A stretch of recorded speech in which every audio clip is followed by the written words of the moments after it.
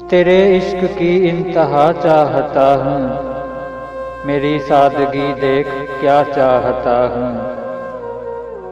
सितम हो कि हो वादाए बेहिजाबी, कोई बात सब्र आज़मा चाहता हूँ।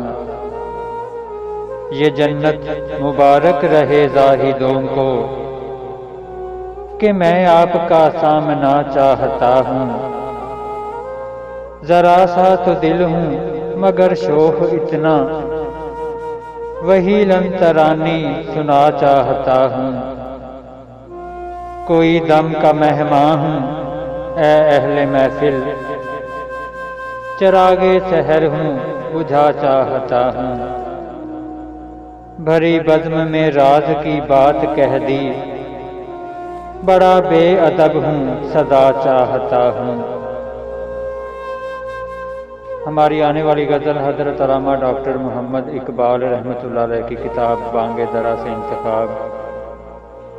कुशादा दस्ते करम जब वो बेनियाज करे, नियाजमंद ना क्यों आजिज़ी पे नाज करे।